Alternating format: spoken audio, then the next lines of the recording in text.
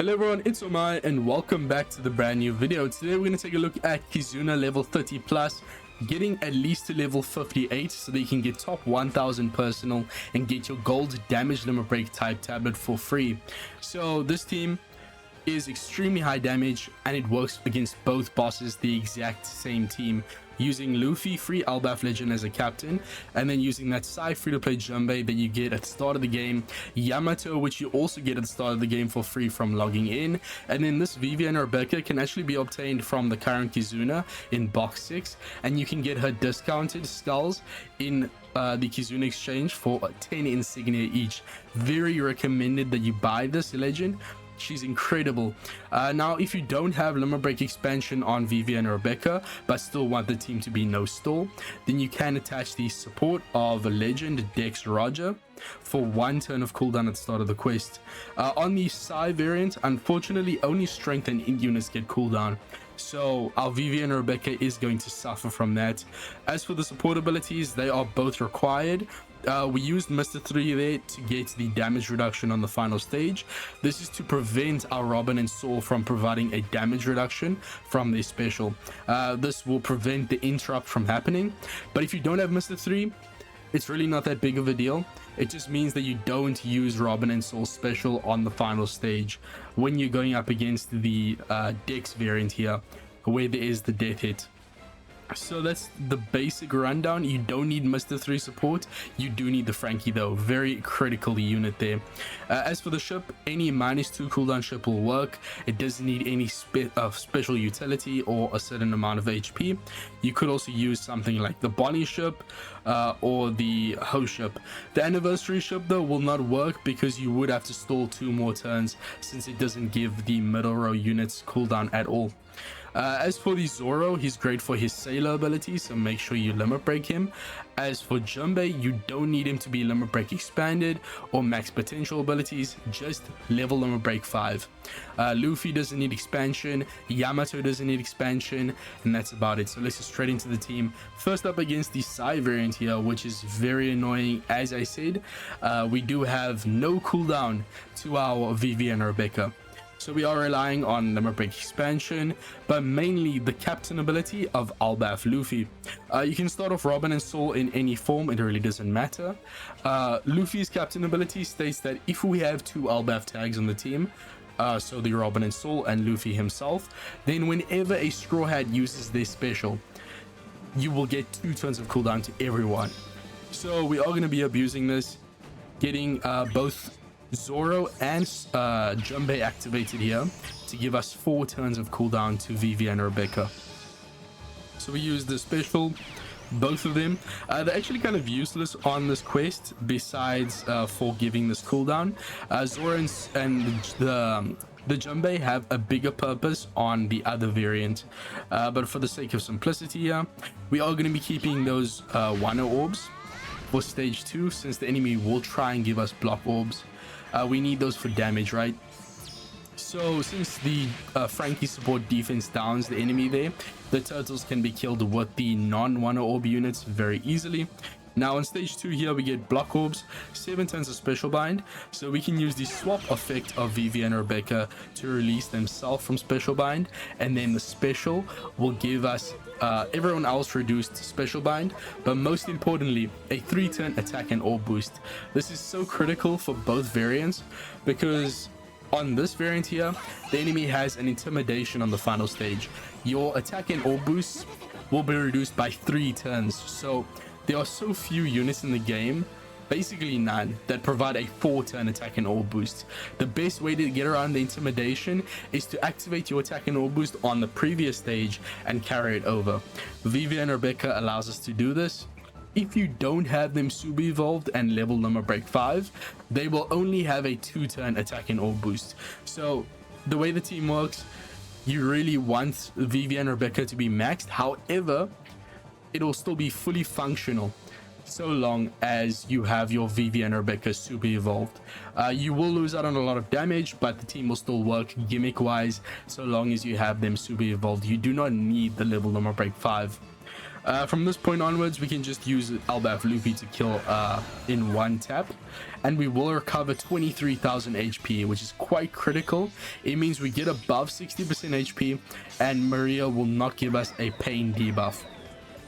We have a chain minimum attack down. We also get a weak color affinity boost. This is actually kind of nice because we can buff that up to a 1.6x color affinity with Luffy, and then Robin and Soul special will buff it up to a 2x color affinity. So we can actually use that weak color affinity to our advantage here. Robin and Soul will buff all of our attack, orb, and color affinity, and then also give the enemy weakened through immunity, since we have 4 Stroid Pirates on the team. Now what we can do is use Yamato. This will change the block orbs into Wano. Since Yamato has level number break 3, the enemy will also get increased damage taken, which is further increasing our weakened status damage. We can then use the special of Albaf Luffy to reduce the paralysis and the enemy's damage nullification, as well as give us a tap timing based attack boost. And then we can finally use the EX super of Robin and Soul to remove the chain minimum attack down. So if you do not have a Yamato level number break 3, you will not get the increased damage taken, but it's really not that big of a train smash. You can survive without that damage. We also have a tandem orb on Luffy, so we can activate the super tandem and then kill off with Robin and Soul. Though the damage is so high, we don't even need to tap with them. Very, very strong team here. Now, that insane damage is, of course, with both Yamato level number break 3 and Vivi Becca level number break 5. But even if you don't have them, the team will still have enough damage to get you fairly far. The next team here is going to be up against the Dex variant, of course the exact same team, just with a bit of a different play style. The main differences is the special of Jinbei. We will be using him on the final stage this time to get around the death hit. The enemy actually does have an interrupt against damage reduction, so we aren't using that. Instead, we're using threshold to survive the death hit. Once again, Vivi and Rebecca, we need that 3-turn attack and orb boost because the enemy will try and give us a weak attack and color affinity boost.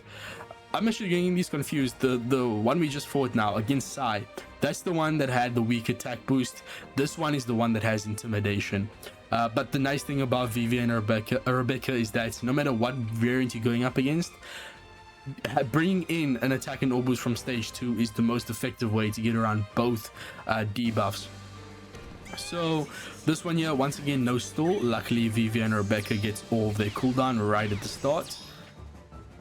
And then we can just kill using those Wano orbs. We don't need to retain them this time. So we can get a very easy kill there. These teams are really quick, right? So stage 2 who's going to give us paralysis. And also have paralysis orbs and damage nullification. So once again, Albaf Luffy, the GOAT, gets around everything here, as well as gives us a full board of matching orbs by removing paralysis orb. Now we can use the special of our Vivi and Rebecca. You don't even need to use the swap effect this time. It's pointless, a waste of time. And then we can just kill with our Albaf Robin quite easily. You don't need to tap on Albaf Luffy first, just tap a perfect on Robin. She'll have type advantage, of course, since she is universal tap timing. Color affinity, right? Final stage, random crewmate blown away. We still have an attack boost and an orb boost. And the enemy also is having a 6-turn times 1 million defense up, so you need to somehow give the enemy defense down or remove it. We are using that Frankie support, which is quite critical. We can use the swap and special of Robin and Soul. This will get around the blow away since we have 4 Stroids on the team. Then we can use our Jinbei to get around the death hit with his threshold buff, and also proc the Frankie for 90% damage reduction. Really powerful.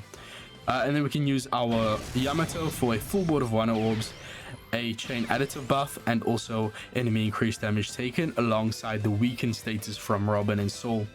At this point, we don't even need to use Zoro. He literally does nothing on this variant. He's a very replaceable unit, as you can see from both of these variants.